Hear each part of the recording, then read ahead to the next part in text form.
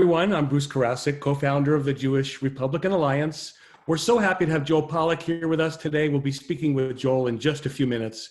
But first, when I was preparing my opening remarks for today's show, I planned to speak about Joe Biden's comment this week where he claimed that America was not having racial riots during his administration and there was no need to call out the National Guard. It was all lies or mental lapses. But I don't think he's forgotten about 2014 and 2015 in St. Louis and in Oakland and Baltimore, where there was rioting, where there was looting, there was curfews, and they also had to call out the National Guard. And then I was going to talk about Karl Rove's amazing piece this week called Memory Hole, where he refutes Joe Biden's claims that he would have handle the coronavirus even better because he knew exactly what the threat was from the start. But in this article, it's a great article, Rove refutes Biden's words by using his own words and those of his advisors.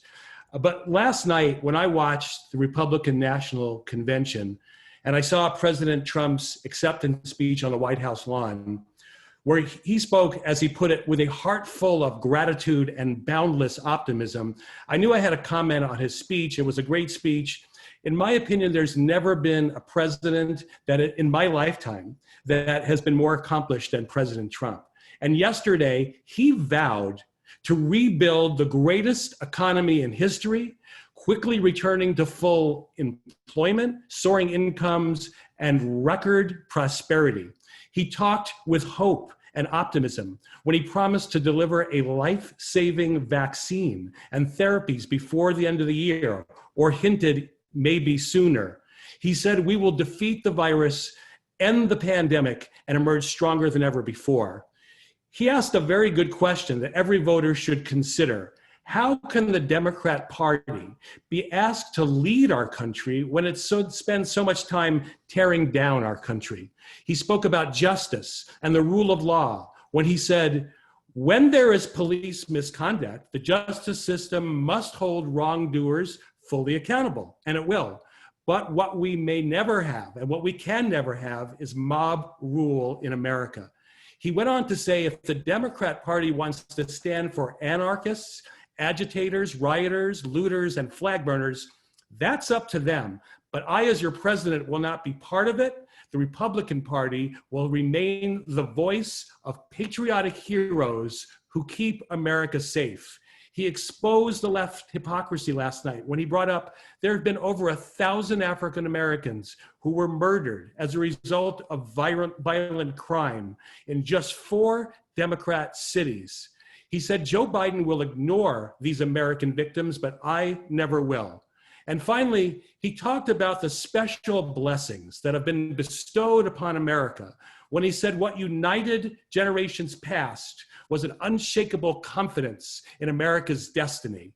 They knew our country was blessed by God and has a special purpose in the world. So after last night, I know that Americans were energized, they were inspired, and given renewed faith and confidence that we will prevail. And now the 2020 race has truly begun.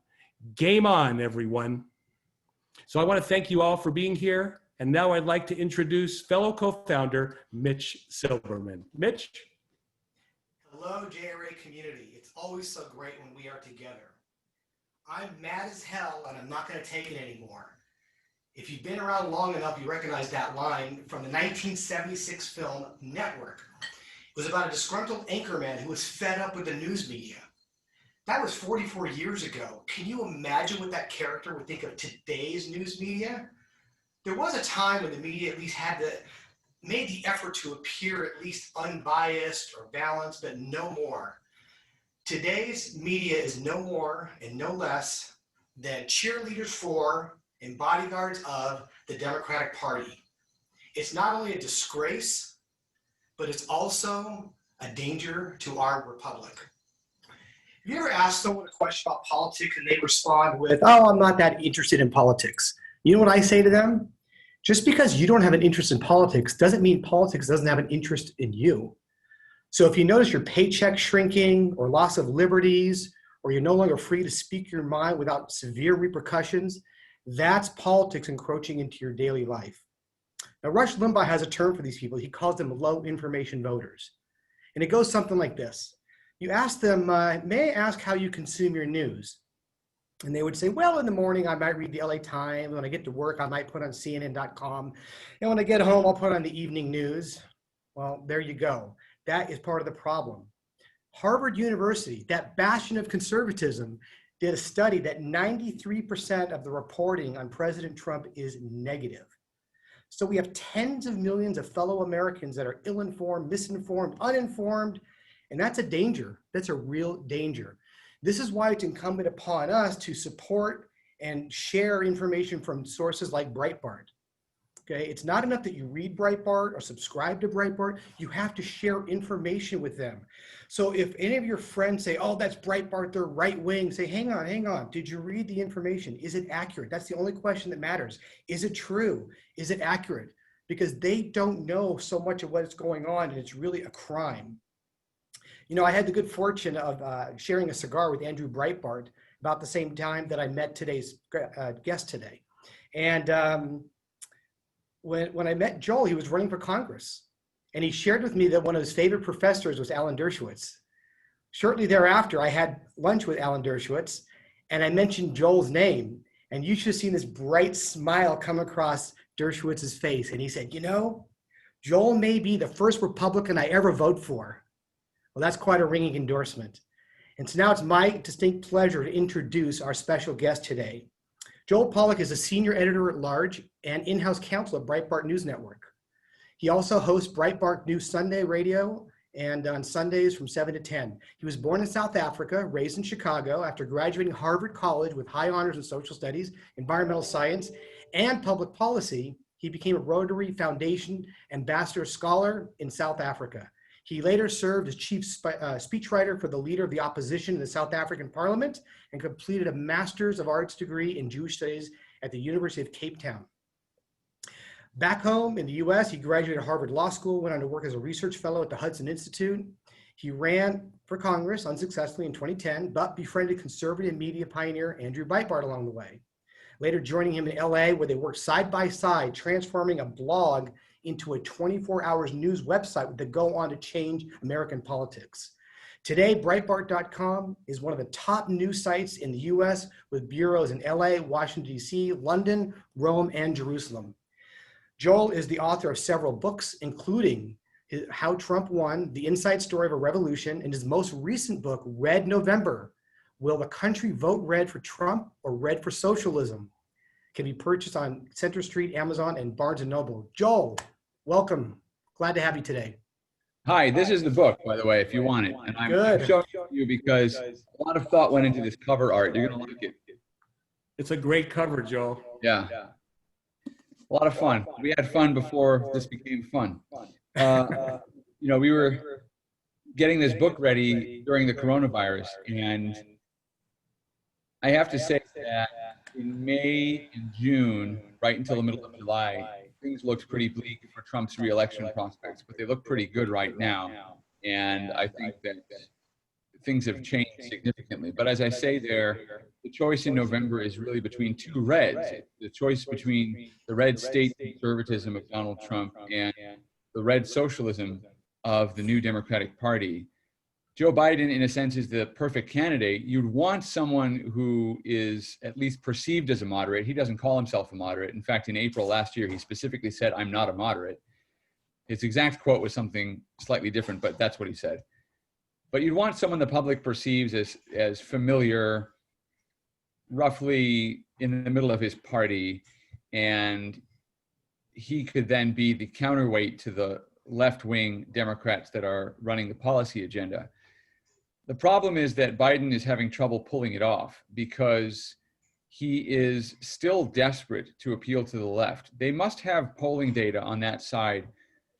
We know some public polling data already about lack of voter enthusiasm. They must also be looking at internal polls showing real problems motivating Democrats to go to the polls.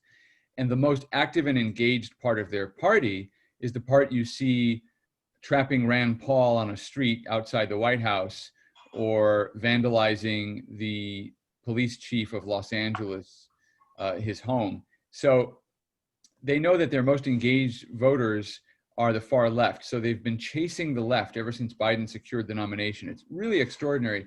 Most candidates move toward the center as they head into a general election. Joe Biden has been moving left. It's either a strategic choice or he simply is so out of control with his own campaign that he's following directives from people who have been brought in or who have taken advantage of the coronavirus to assert themselves. Whatever the reason, I'm sure we'll find out eventually, but Joe Biden is moving very far to the left. And so the party is not getting the full advantage of having that kind of good cop, bad cop scenario where you can appeal to the left on one hand and give a more moderate message to the general electorate on the other. The other reason they can't pull it off is Joe Biden is 77 years old. And he's not a very young 77 years old. I don't want to prejudge anyone who is in their late 70s. Bernie Sanders was a very sprightly 78 throughout the campaign. More than once when I covered the campaign, I saw people trip as they tried to keep up with Bernie Sanders, journalists, photographers. He was never amused by it. He got irritated that he had to stop and wait for them to get up. That's how in shape Bernie Sanders was. Heart attack and all, Bernie Sanders was moving with twice the speed of a Pete Buttigieg, someone who's less than half his age or something.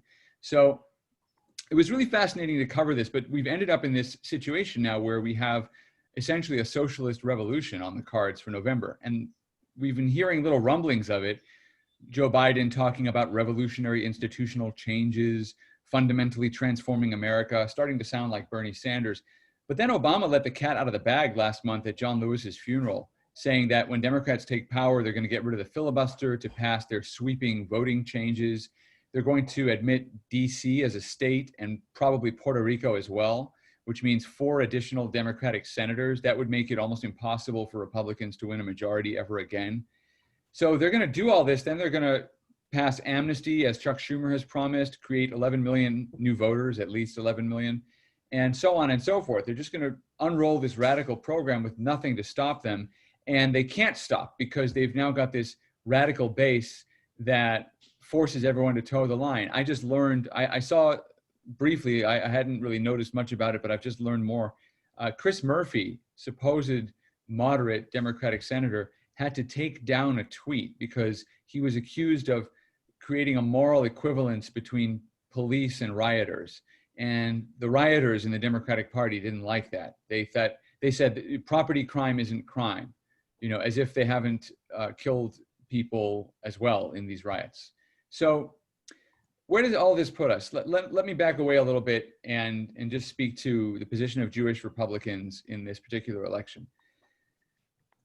Republicans had made gains throughout the Obama era among Jewish voters. And when I say gains, I mean, these are modest gains, rising from something like 20% of the Jewish vote to about 30%. Obama did very well in 2008 among Jewish voters, largely because Jewish voters gravitate toward minority candidates. We feel a sense of solidarity with them.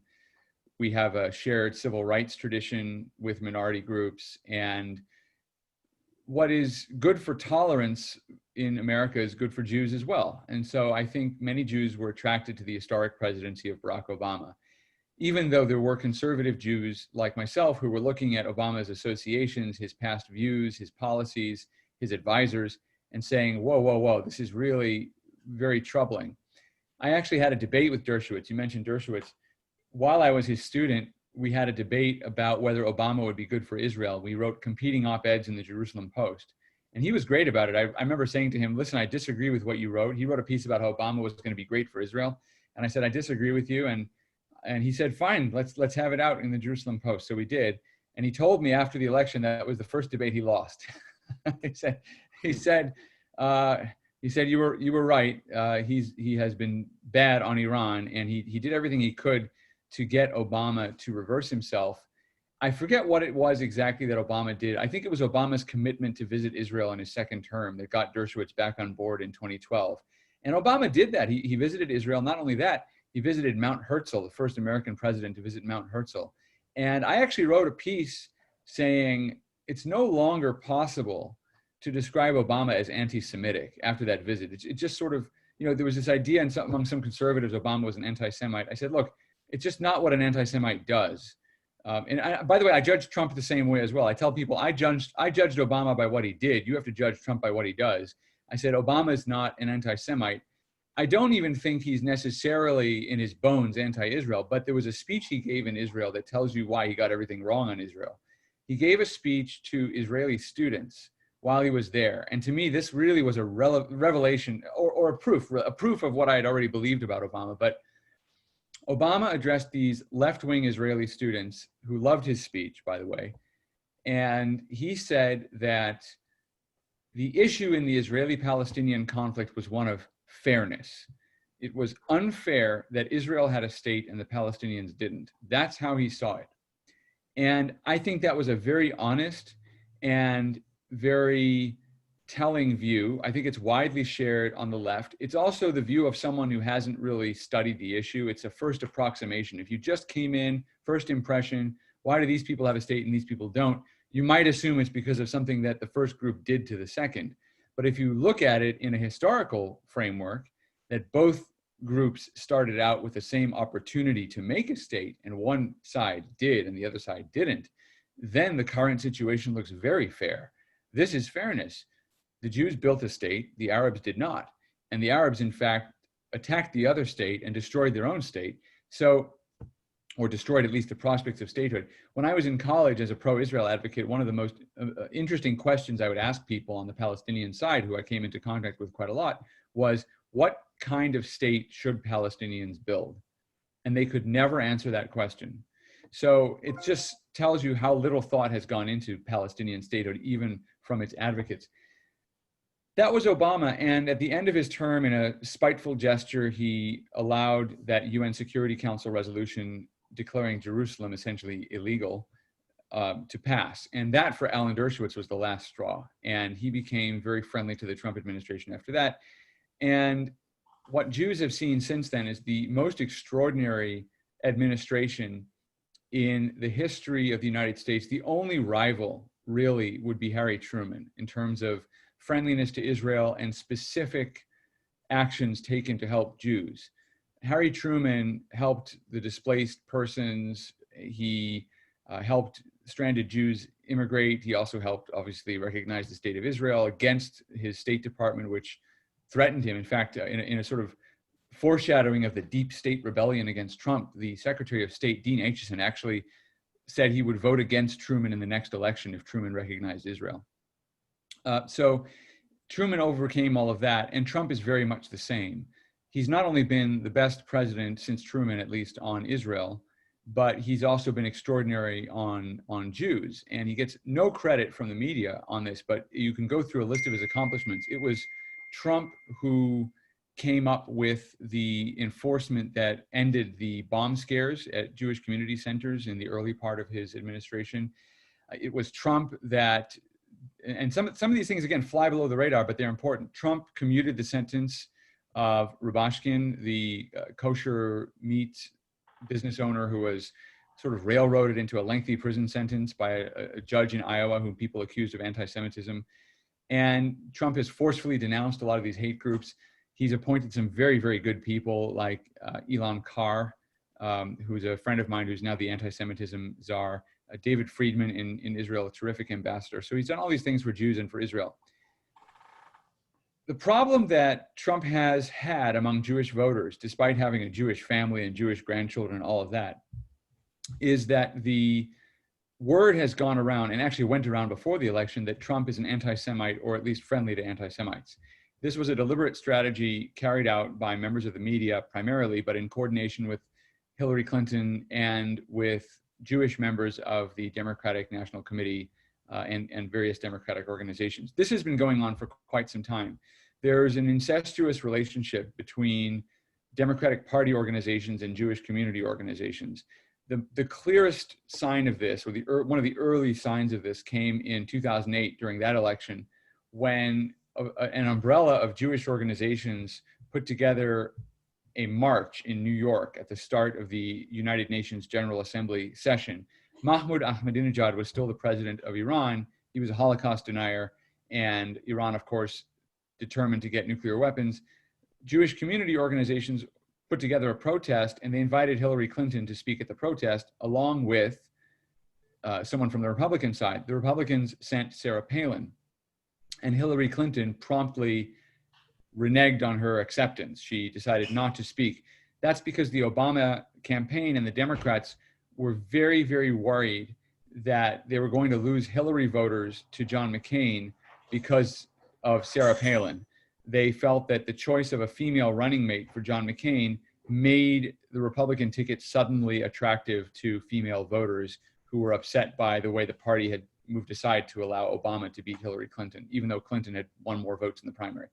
So Hillary backed out. And then what happened was, and this is well documented, members of the Jewish community who were also part of the Democratic Party threatened the Jewish community with losing tax-exempt status for the organizations involved in the protest if they allowed a one-sided, as they put it, platform to go forward in this march. If they only had Republicans speaking, then they would review the tax-exempt status of many of these organizations. This is a preview, by the way, of things that did eventually happen in the Obama administration with the abuse of the IRS, not just against Tea Party groups, but specifically also against Jewish groups. There was a Jewish group called Z Street, which won a lawsuit against the IRS because they were subject to being singled out. They were discriminated against by the Obama administration.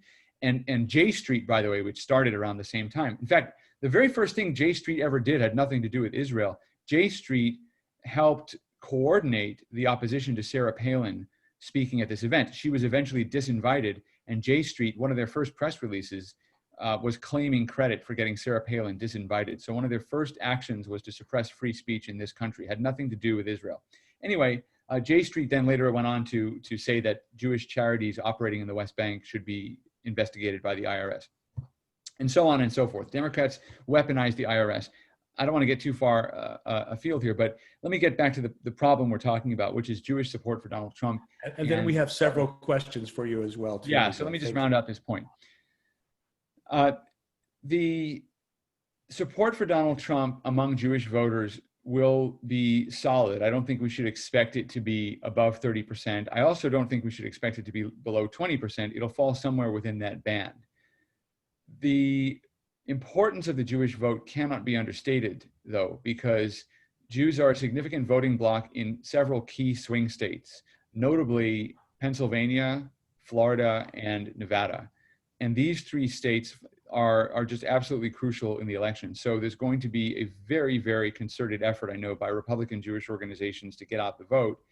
And that's why all of these discussions about Israel policy, while all the discussions about anti-Semitism and so forth, these are all crucial. And just to second what was said at the beginning of the seminar, one of the biggest ways you can make a difference is by sharing articles. This morning in the New York Times, there's an article about how effective Breitbart is. Now, we've been boycotted, suppressed, silenced by everything and everybody. Google's killed search traffic to our website and so forth.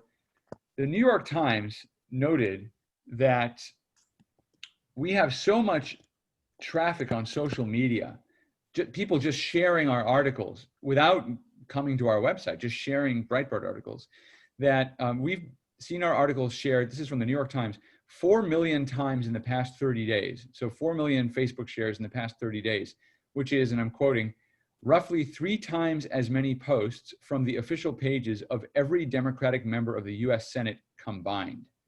So that's the power we have. We are stronger than the entire Democratic Senate. And that is really important. People might not read a Breitbart article if you send it to them directly, but if you share something on Facebook that's a Breitbart article, people might read it. You can do either one, of course, but sharing articles, giving people information, you don't always have to win an argument, but if you simply present information such that they're aware of it, they may never have heard it before, it'll prick their conscience, they'll have to think about it. It can be very, very effective. Thank you, Joel. So happy you're here. I've been speaking in front of large audiences for the last 4.5 years. We founded the Jewish Republican Alliance in March of 2016.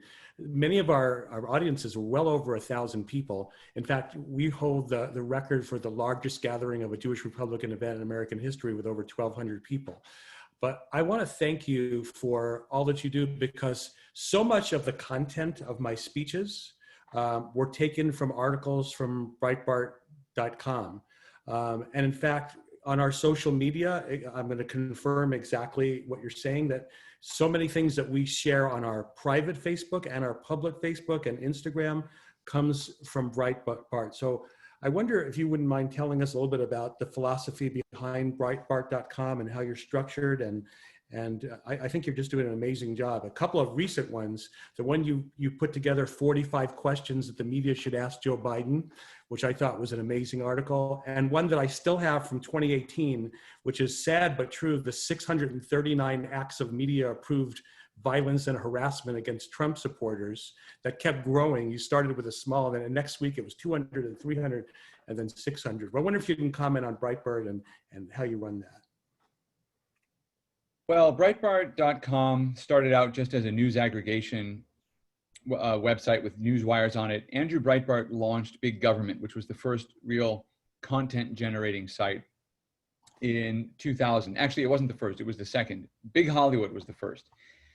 That's important. It's an important fact because Andrew Breitbart believed, and you'll hear people quoting this all the time, that culture is upstream from politics. That is, Hollywood and pop culture determine the political choices we have. They frame political debates. And so he was more concerned about politics in Hollywood than he was about politics in Washington. Later, he founded Big Government, then Big Journalism, and finally Big Peace, which is about national security. In 2012, he consolidated all of the bigs, all of these blog websites, into a news website. So we had to take the company, which at that point had about 12, somewhere between 12 and 20 employees, most of whom were bloggers. I think we had one person with a degree in journalism or any kind of formal training in journalism. We had to become a news website overnight. And he passed away 3 days before the launch. So it was a huge challenge pulling all that together. And we did it and turned Breitbart News into a 24-hour, 7-day-a-week news website, which is now the #1 political news website on social media. And from anybody, right, left, and we are also usually around about number 50 in the top rankings of web traffic for every website in America, top 50. We are usually, especially in election season, we're usually ahead of things like ESPN.com. We rival the Washington Post. Sometimes we're ahead of them, sometimes we're behind them. So that's just in terms of web traffic. And we're a small company still. We have about 100 employees and we're spread out all over the place. We have 2 offices, one in DC, one in LA, where I am. And we have people living in various parts of the country and the world. We have an office in London. I'm not sure if it's actually a physical office or I think we just have a guy's house that we work out of there. And we've got correspondents in Colombia, in Israel, in Canada, all over the place. So we have a lot of fun, and our job is simply to report the news. We have to be accurate because there's incredible pressure to kick political news websites, well, specifically conservative news websites, off of social media platforms. We are under so much more scrutiny than any other websites in the news space, and we can't make mistakes. The New York Times and CNN can make 1,000 mistakes a day. They'll always be the New York Times and CNN. If we make 3 mistakes, I think it's within 90 days, we get kicked off of Facebook. That's literally the double standard. And the ADL, okay, a Jewish organization, Anti-Defamation League, is pushing Facebook to get rid of us.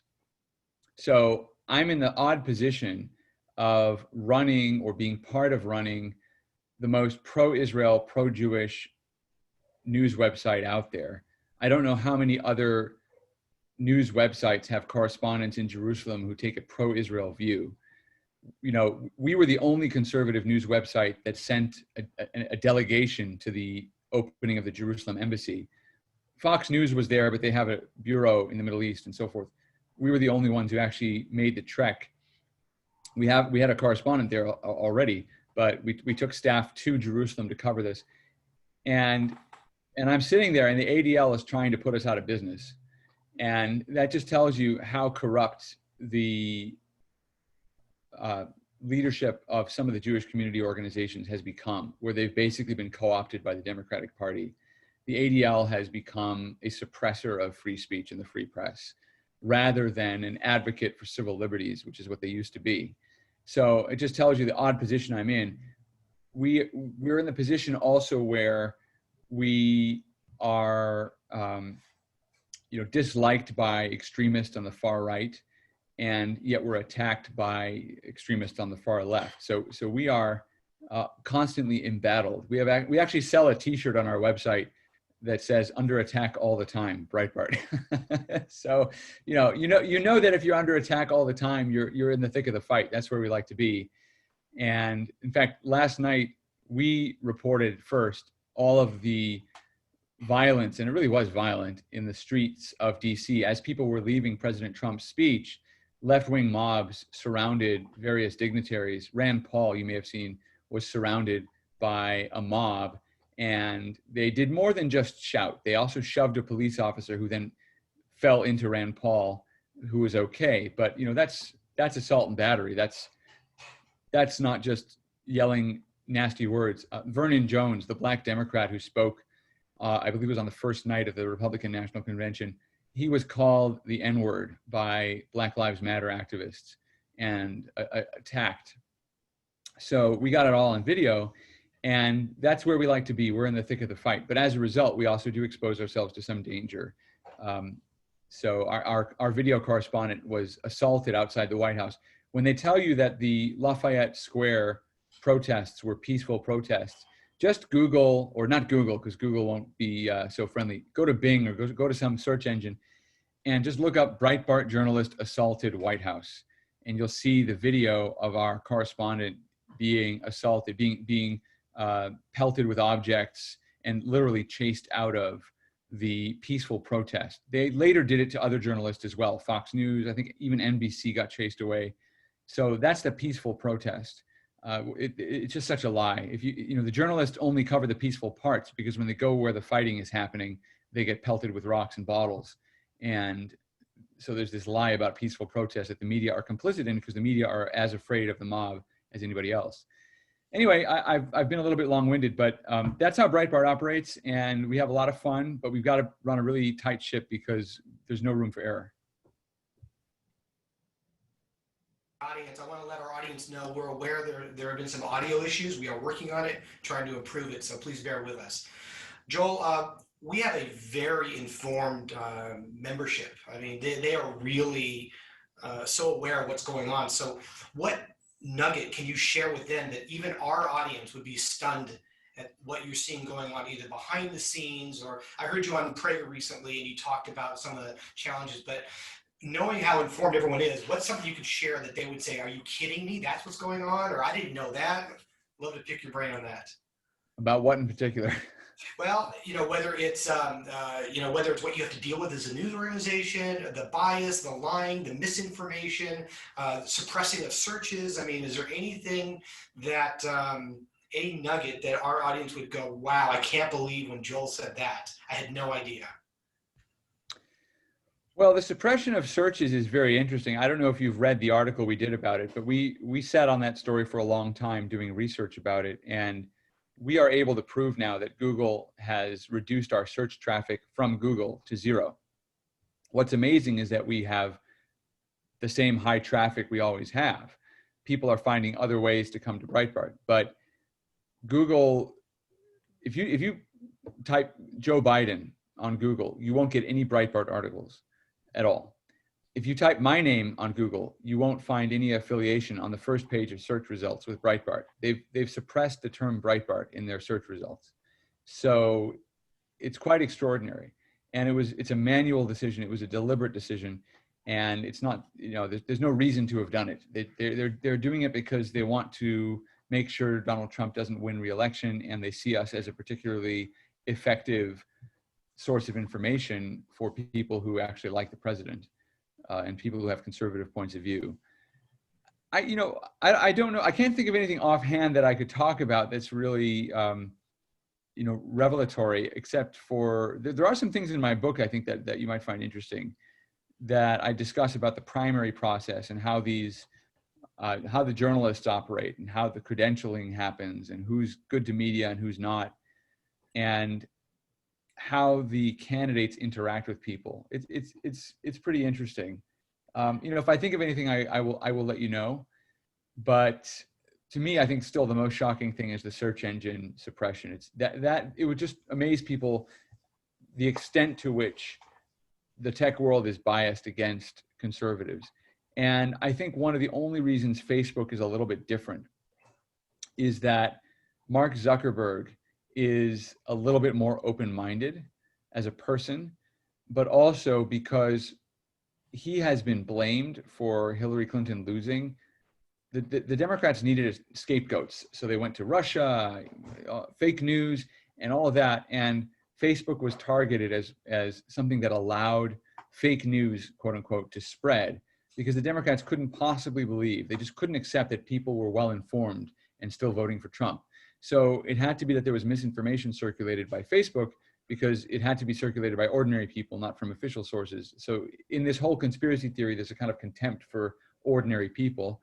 And they went after Facebook really hard. Mark Zuckerberg, I think in 2017, was hauled before Congress and basically excoriated for allowing Trump to win.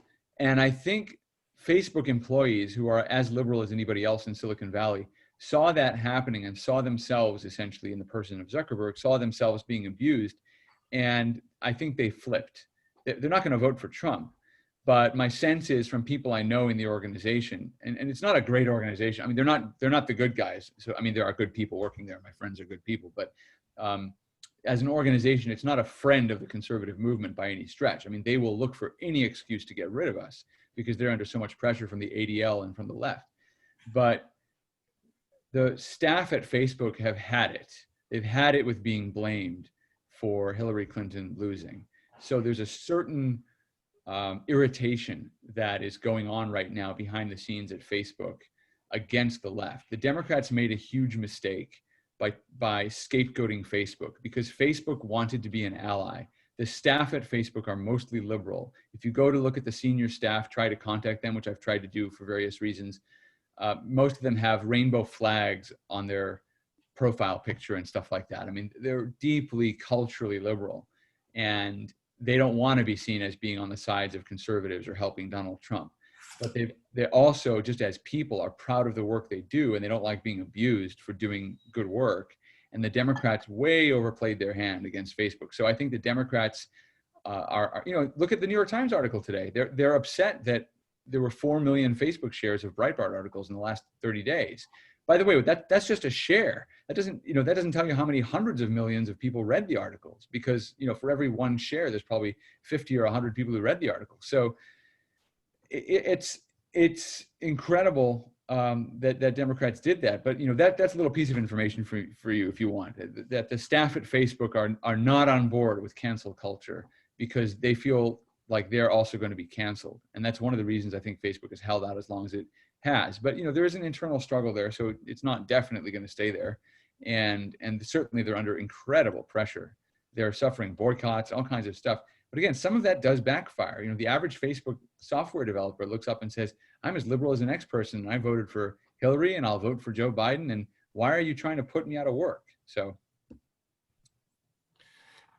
Joel, I've got a question for you regarding some major changes that I've noticed and many people I've talked to have noticed about Fox News. They used to be fairly conservative, fair and balanced was their mantra. I've noticed a major change in the last year where unless you're watching in the evening, I've seen a real switch to the left, and I wonder what you see is going on there. I mean, even on the Sunday shows, Chris Wallace will never have a guest like you on. He just won't do it. But he'll have Donna Brazile there and give her a big chance to speak. So what do you think's going on there? Well, let me say, first of all, about Chris Wallace. I actually do have a funny personal connection with him, because about 20 years ago, maybe about 17 years ago, he interviewed my dad. My dad is, at the time, I mean, my father, Baruch Hashem, is still alive and well. So I'm just using past tense to describe events that happened in the past, not because he is past tense. He's very much present tense. But my father was a whistleblower in the early 2000s, and not a whistleblower in the sense that Democrats use the term. I mean a real whistleblower, somebody who is essentially compelled morally and professionally to report an egregious violation of the law by powerful people who then retaliate against that person. My father exposed corruption in the organ transplant program in Illinois among some very prestigious hospitals. My father's a semi-retired transplant surgeon. And he found out, to make a long story short, that the hospitals were cheating the organ allocation system by giving organs to people who weren't ready for them in terms of their level of illness. People who weren't sick enough to get the organs were getting the organs because of who they were. Some of them were prominent people, and also because the hospitals wanted to compete with each other for volume. So they were all cheating the system. And my father tried to stop them from doing it the conventional way. He went up through the ladder at his university. He was at the University of Illinois at Chicago, and he reported up the chain. He did everything you could do within the system. And he could not go along with the system because my father was the person who came up with the rules. He had been president of the Regional Organ Bank of Illinois, and he could not tolerate a situation in which his own institution was cheating. So he went through the ranks and talked about this problem, and they decided to do nothing, and they retaliated against him. They took away his position. They took away his office. They took away his secretary. They spread malicious rumors about him. And all of that eventually found its way to the federal prosecutor in Chicago, who unsealed a lawsuit in 2003 against 3 Chicago area hospitals. The other 2 were the University of Chicago and Northwestern Hospital, all of whom were caught cheating the system, and they all immediately settled. And Chris Wallace came to our house, my parents' rather modest suburban house in Chicago, and he interviewed my dad. So I have a lot of respect for Chris Wallace as a journalist. I think what's happened at Fox is a number of things. First of all, I think all of the anchors at Fox knew what they were signing up for. They were signing up for the conservative alternative to the mainstream media. But there are other forces at work in their personal and professional lives. First of all, they all live in DC or New York, but the journalists who've been most problematic, let's say, live in DC. DC is a bubble, a very small place, and everybody knows everybody else. There's massive pressure to conform. And I think that in the Trump years, especially when Trump has had a very hostile relationship with the media in general, the Fox people feel that they're in an uncomfortable position where they know their viewers agree with Trump, at least on policy, but their friends, their neighbors, their colleagues, the people they see socially, feel personally embattled against the president. And so I think there's a lot of pressure on these Fox News anchors in particular to show some solidarity with the rest of their guild, with the rest of the profession. And that doesn't necessarily mean they give up the critical or conservative angle that they take. But I do think they relish opportunities to show their peers in the Washington media that they're not joining Trump. And I think they also, since the departure of Roger Ailes and the arrival of the new Murdochs, the younger Murdochs on the board, they feel that there's a chance to move Fox away from being seen by the left, at least, as a primarily political outlet. I think they pride themselves on a reputation as journalists, being objective and so forth. They got away from that a little bit during the Obama era because Obama was so far to the left and Fox basically stayed in the middle because it's not that conservative. It never has been that conservative, except on the opinion shows. I think that the journalists working for Fox, and especially the anchors, want to show that they can be, quote unquote, objective again. I don't know, more than that at Fox. I'm not sure if there are big management changes happening and that sort of thing. It's definitely a network that's struggled with the last few years. And all of these pressures have had some result on the coverage. What I do see happening is that the online content at Fox, foxnews.com, is pretty much indistinguishable from the rest of the conservative new media. They're very conservative and quite pro-Trump. It's really the Sunday shows, Special Report, some of the daytime anchors, and the way that they cover things. They missed a big portion of the first night or two of Trump's convention, especially the amazing speech by the Cuban immigrant Maximo Alvarez. I mean, he was incredible, and Fox basically missed it. I think they're trying very hard to reestablish this idea of fair and balanced, and they're doing so in an era where the rest of the media is becoming more comfortable simply stating their partisan biases up front. So I think that's what's happening to Fox. I think they are, in a sense, disappointing some of their viewers, but it is sort of a heterogeneous network, as you pointed out in your question. I mean, it's not the same on every show. Joel, I just want to follow up real quick, Mitch. I just wanted to ask a follow-up question real quick.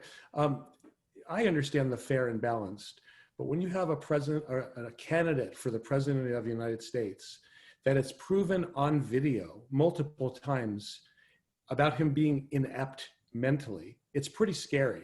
And to make the claim that this is only a Trump attack and that it's not something that journalists need to investigate doesn't sound fair and balanced to me. It sounds like you're covering up for the guy. Yeah. Joel, we're getting so many questions in the audience. I know time is almost up. There's a lot of great questions. This one's from Anonymous, but they want to know about the polls. You know, we heard in 2016 how we knew Hillary was gonna win for sure, and now it's almost like they don't remember that we saw this play before, we saw this movie before. What's your take on the polls right now? Nobody understands the polls right now. We don't know what the polls are measuring. The polls are measuring the responses of people who are prepared to state their political preferences. In the current climate, there are many Republicans who will not state their political preferences because there is a terror. I mean, it's subsided just a little bit because Trump has managed to push back effectively over the last 6 weeks or so, but I think there's still a terror that people feel about their politics. And I'm one of the most out there people in terms of my political views, but I also find myself in social situations where I have to be careful about what I'm saying and to whom.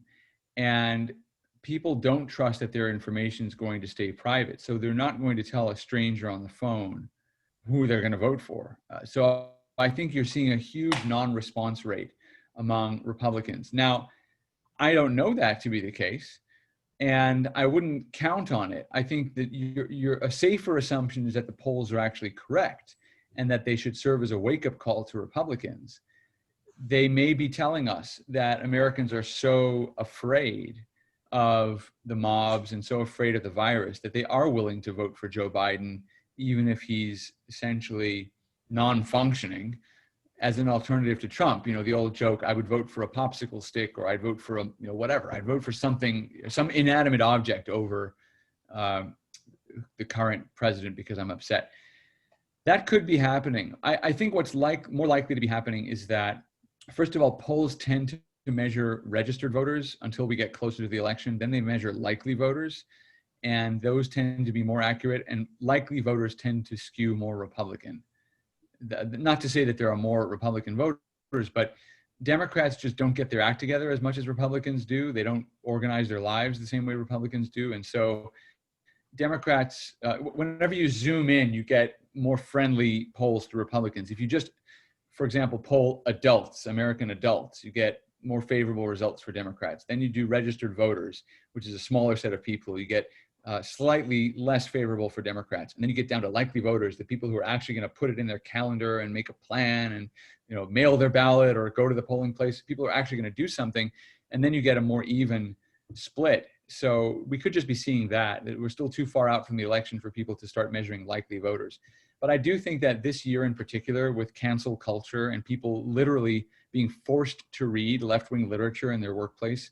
I mean, my wife sends me some of the reading lists that she gets from colleagues at big Fortune 500 companies and things like that. And they're being told to read things like white privilege, or what is it called? White fragility. That was the #1 New York Times bestseller. I mean, it's absurd, but people are being made to understand that if they speak out, they're going to suffer personal and political and professional consequences. And so I don't think you can trust polls right now at all. You mentioned something about the media or the pollsters making the same mistake. I don't think that history necessarily repeats itself. I do think that the journalists in particular who report on the polls are making the same mistake they made in 2016. And they can't help it. They cannot help it because it's the way the media function. The media function is a kind of hive mind. There is a penalty to be paid for doing something different. After the 2016 election, there were a couple of journalists and a couple of pundits who said, we need to look at the role of the media. How did the media get this so wrong? They got attention for a day or two, literally, and then they were just ignored. And the media have created an alternative reality for themselves such that they're incapable of recognizing certain things when they happen. They're incapable of telling ordinary stories. The alternative media are essential. That's why they're trying to shut us down. But many Trump supporters are getting information from other sources. The media are certainly repeating the mistakes of 2016. Joel, we have a question from the audience, Paul. What impact do you think both conventions will have on the presidential race now that they're both over? They've both had their chance to speak. What impact do you think it'll have? That's a great question. I think the conventions are going to be extremely important, because we've never seen anything like this before. So they're more important because they're completely new. It's not a typical convention in a stadium. Everybody knows how it works. You can ignore most of the speeches. This convention was an experiment for both parties, almost like an episode of The Apprentice, where Trump says to the two teams, I'm giving you an impossible task that you've never had before. I'm giving you the same materials. I'm giving you the same amount of time. Go do it. Whoever, go do the best you can do. And the truth is that Biden and the Democrats flubbed it. They flubbed it. This was their chance to show they could manage something, and they did it poorly. The quality was terrible. The mood was wrong. The mood was all about how terrible America is and how dismal. Joe Biden called it a season of darkness, how awful everybody was feeling. You can't do that. The trick to Barack Obama's success in 2008 was that he was negative about the economy, but positive about America. And a lot of it was just bunk because he is actually a depressed person when it comes to America, but he knew how to play the game. He had an instinct for popular culture. Whoever is running the Democratic Party, and it's not Joe Biden, so whoever put this Zoom conference together did not understand the medium and its possibilities. They did not understand its potential. The highlight of the convention on the Democratic side was the roll call vote, which was interesting because people hadn't seen anything like it before, so I give them credit for that. They did 50 some odd presentations from all the different delegations because there are 50 states plus territories and whatever. And it was a lovely display of the diversity of America. So that was fun. It was also the only upbeat part of the whole convention because people are proud of their states. They're proud of where they come from. And so they were proud and they spoke regional languages and whatever, American Samoa, Navajo Nation, whatever it was great. But that was the highlight, the only positive point. The only really compelling speech of the 4 days was Gabrielle Giffords, because even though I think she's wrong on the Second Amendment issue, she's such a positive example of a person who's overcome incredible adversity. And that was it. I mean, they had nobody else who could project any kind of positive message. Donald Trump's convention was incredible. It was incredible. And it was the kind of pop culture moment people will remember for years to come. The closest example I can think of is something like everybody tuning into Dallas in the 1980s to find out who shot JR, or everybody tuning in to watch Roots in the 70s, the miniseries about slavery, which may not have been entirely historically accurate, but whatever, everybody watched it, or Twin Peaks in the 90s. This was something that people are going to remember because it was a television event and it redefined how we think of Republicans and it redefined how we think of America. So it wasn't just a good convention in that it made a good case for Republicans. It did that, but we've heard that case many times from Trump. What we hadn't seen before were Black Americans talking about their experience voting for Trump or coming to join the Republican Party. We hadn't seen immigrants sworn in on live television or pre-taped, but it was a broadcast television. We hadn't seen something like that. We hadn't seen people raise their hand. I mean, Trump basically put on performance art. This is what America is. And this is what the Republican Party is. The Republican Party is the civil rights movement. The Republican Party is the suffragette movement. The Republican Party is legal immigration. I mean, it wasn't tokenism. I felt at one point we were watching more speeches from African Americans at the Republican Party than we had seen at any public event in the history of the United States. And that was effective. It was just effective. And to unite all of that behind the flag and the anthem, I said to my wife several times, who is the genius in the Democratic Party who told them to run against the flag? You know, who told them that? Because everybody was stirred by the flag. I mean, and Kayla Mueller's parents coming out, I mean, Ann Dorn, these people who've lost everything, okay? And being willing to say something political. What was amazing about that was these stories are not told in the media. The media ignored these people. They didn't want to tell us these stories. They didn't want to talk to Ann Dorn because she was politically inconvenient. It took this convention to actually remind people of what the cost of Democratic policies was in human life and what the success of Trump's policies has been, and it hasn't been reported anywhere. Nobody talks about the USMCA. Nobody talks about the wall. So Trump did an incredible, incredible job.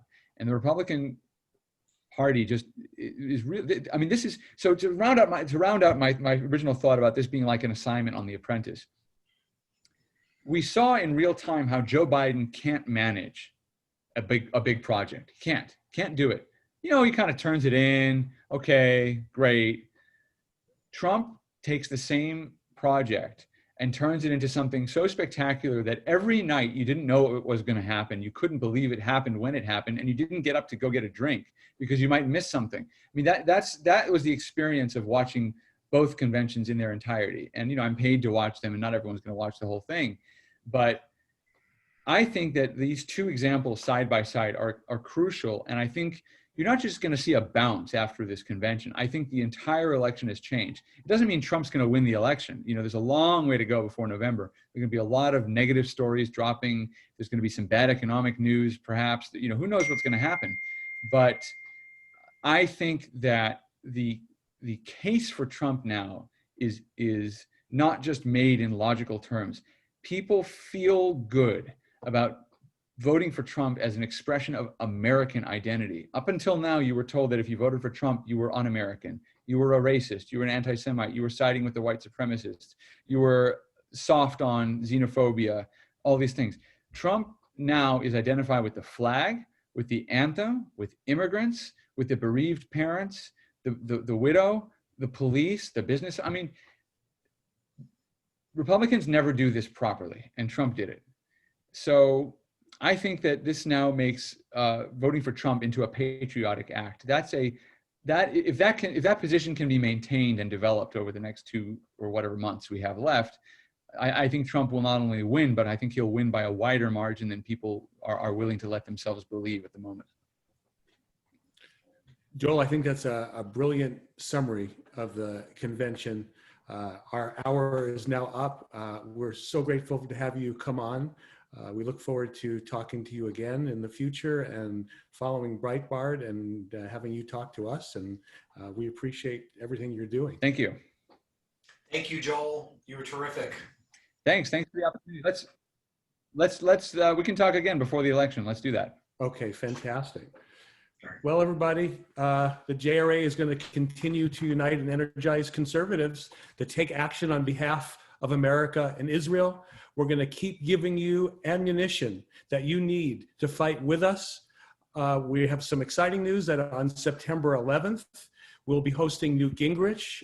Newt now spends a lot of time in Europe because his wife is the ambassador to the Vatican. So we're going to have a very early time with Newt on September 11th. It's going to be 8:30 a.m. Pacific Daylight Time And then also next Friday, we're going to have a comedian and author and presidential speechwriter, Evan Sayet. So we've got a lot going on. We've got our new groups forming in New York and Florida and Santa Barbara. And if you want more information on the Jewish Republican Alliance, go to jewishrepublicanalliance.org. Or if you want to become a member or make a donation of any kind, go to our website, jewishrepublicanalliance.org. We're going to continue to do what we need to do to get the word out for you to be able to hear all the important events that are going on. You can also see any of these past any of these past Zoom calls. Our shows are all on our YouTube channel. You can go to our social media, our Facebook account, our private Facebook account, our Instagram account. So until we meet again, we wish you a peaceful Shabbat. Shabbat Shalom, everybody. Have a great weekend. Shabbat Shalom.